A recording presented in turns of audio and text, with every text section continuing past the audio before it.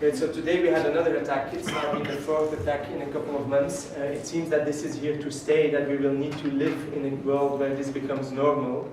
How do you feel about that? I don't think that's the case. It just because we've had one attack, another attack today, we're going to carry on attacks the rest of our lives, and we need to pull together in times like this to fight the attackers. Yeah. And how do you think that pulling together would work? And we've seen lots of these vigils where people lit candles, sing a song, and then nothing happens, and the next attack happens again. Well, pulling together, like ISIS are trying to separate us. So by pulling together, we're showing them that it's not working what they're trying to do. Yes, that's exact. Any thoughts on that, or other answers? I think it's exactly the right road you're going down, because the whole, like, often they will try to make it seem like things are useless. Oh, but you're here, but it doesn't change, or whatever, right? And that message which you brought of, like, actually the fact that we're united is defeating ISIS, or is defeating the extreme right, or is defeating the terrorists, is crucial. Because then it becomes from a vigil with candles to something that goes against the exact objective of the terrorists. So very, very good.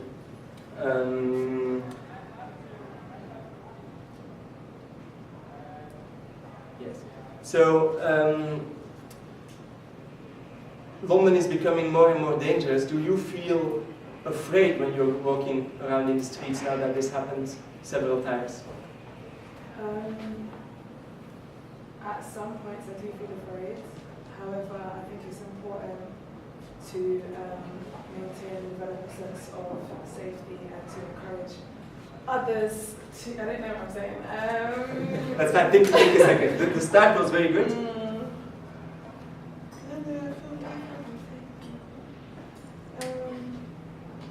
Okay, I do feel a bit unsafe, especially like when I'm crossing the road, stuff like that. However, I think it's important for my own self, my own mental health, to kind of not let fear and terrorism to destroy my own innocence of peace. So I'm working hard to not let those feelings to overcome. Great. Any thoughts on that? Oh, the answer is good. That answer is beautiful. Thank you. I've had the premise of the first statement. So now that London, I hope, is becoming even more unsafe, as it, to what extent is it? Has London become more unsafe? Or is it as safe as it's always been? Yeah. So I attacked the first clause before the question and shut me down before. Yeah. Again, because he's trying to box me, trying to box it off again. Yeah. So don't let them do that. You know, I was always told a question followed by another question is always a good detective. Yeah. As opposed to saying I don't know. I think that's a very good point, because basically what the interviewer is trying to do is to try to push you in the narrative of fear. I think what you did, saying sometimes I do feel afraid, is good, because it's to the point about empathy and the personalization. Just like everybody that day watching television thinking, oh, is this going to be the rest of my life? You show that you share that too. Then you shifted it towards something more positive. I think your point could be very strong too, to put things in perspective. Like there's this stat which some of you might have heard.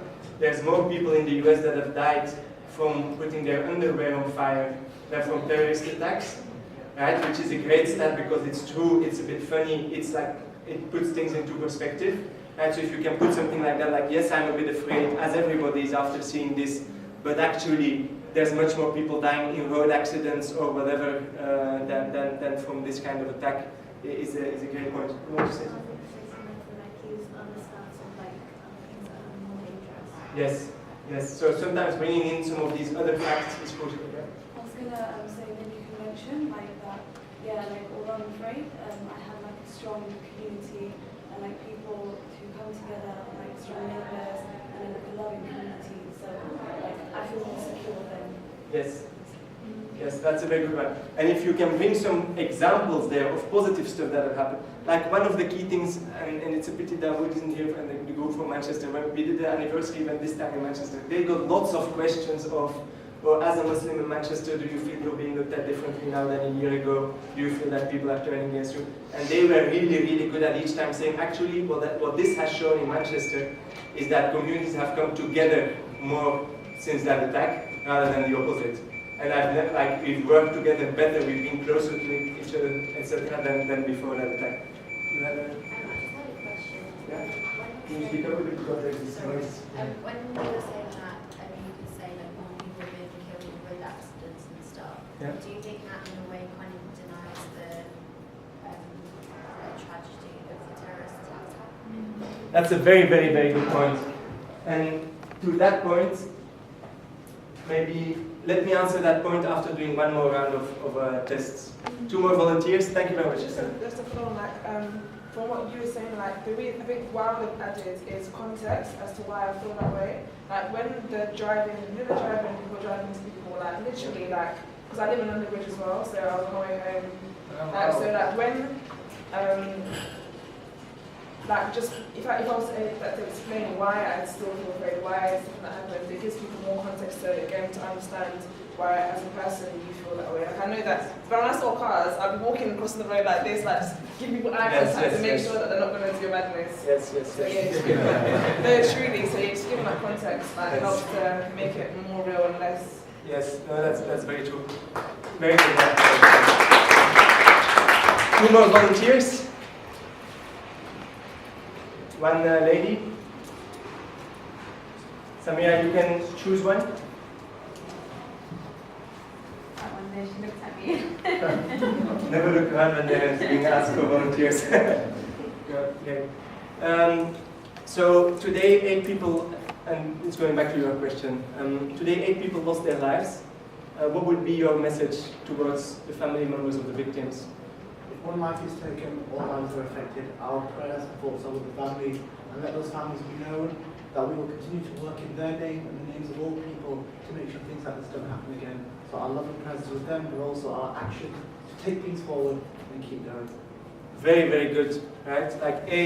Sympathy with the victims, and then immediately a call to action. So that's exactly the right combination. Very, very good. And to answer your question, I think you're raising a super important point.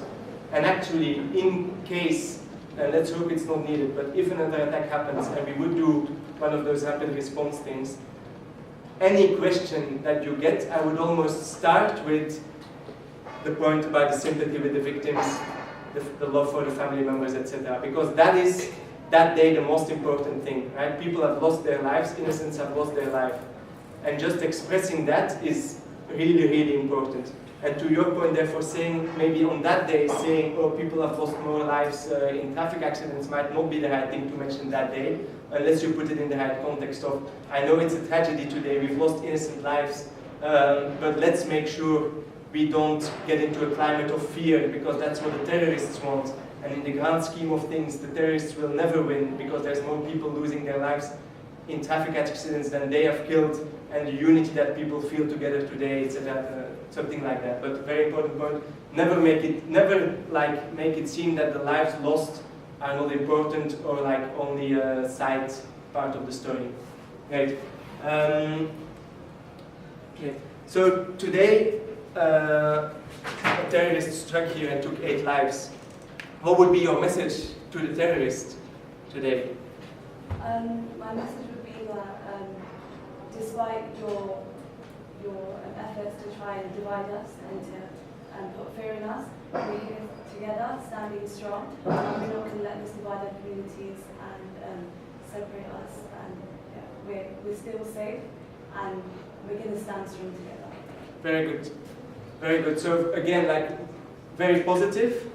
A couple of repetitions of the key message of we're together, we're united, etc.